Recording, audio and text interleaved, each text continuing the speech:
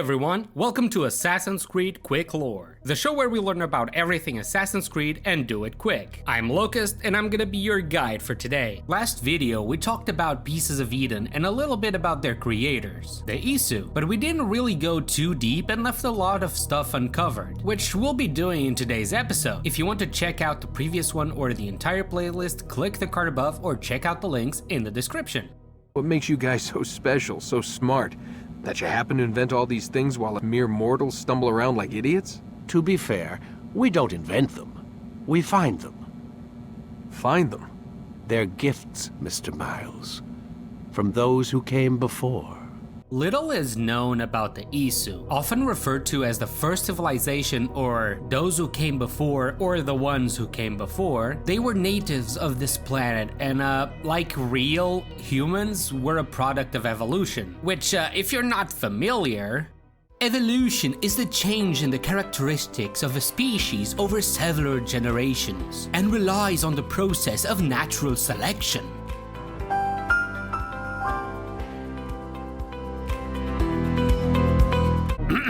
I hope I got you up to speed on that one, so let's move on. Although it is estimated that the Isu, as we know them, ruled the Earth roughly 77,000 years ago, this ancient race, now extinct, was so advanced that even modern-day scientists, those lucky enough to have contacted with the Isu tech, have not yet even begun to fathom their knowledge. Physically, the Isu were anatomically similar to humans. I mean, we were created in their image, but they were taller and were generally more physically imposing than us. And they had bigger heads. Yeah, you heard me. Around 30% bigger heads. And you know, a bigger noggin will house a bigger brain, explaining their superior intellect. And in theory, could explain why they possessed 6 senses instead of 5, giving them a more sophisticated perception of space and time.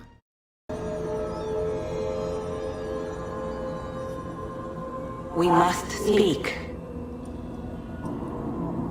Who are you?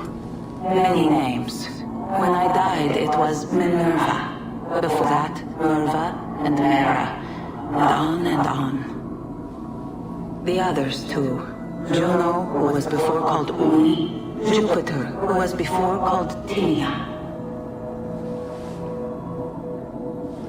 You are gods. No, not gods. We simply came before. Even when we walked the world, your kind struggled to understand our existence.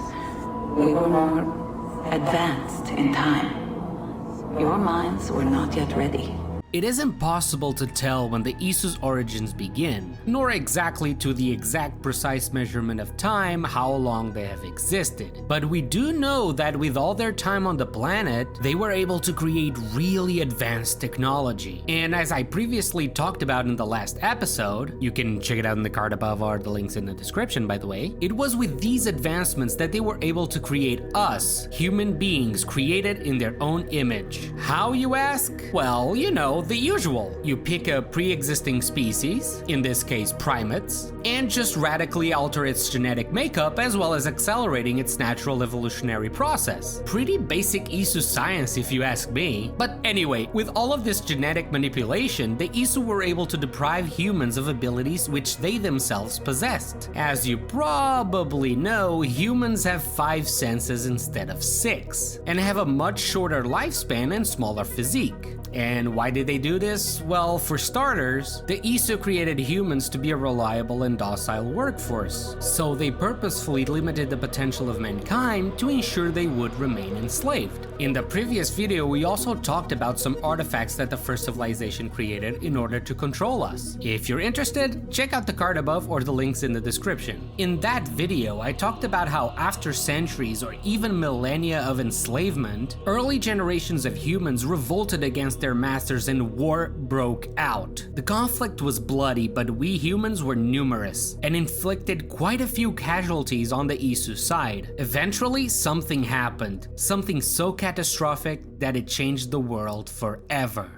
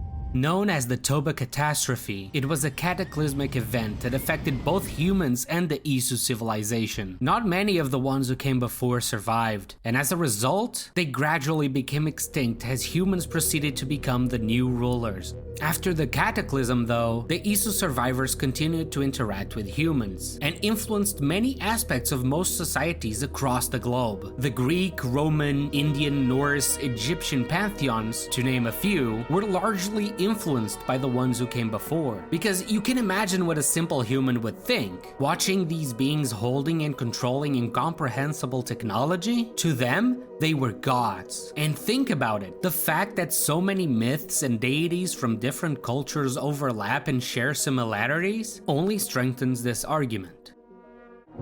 And there you go! There's a lot to uncover about the ones who came before, but that's mostly due to them being an ancient mysterious civilization. I can't wait to cover aspects such as sages, the Capitoline Triad, and go more in depth about the Toba Catastrophe and what the Isu were doing to try and prevent it. But I kinda wanna give them a little break, so next time we're doing something different and we'll cover a funky little machine that allows us to relive our ancestors' memories, the Animas. So make sure to subscribe and hit the bell icon to get notified of the next video. Also, follow me on my socials if you want more Assassin's Creed content, and if you want to see this series continue, make sure to leave a like, and I hope to see you all next time. Bye!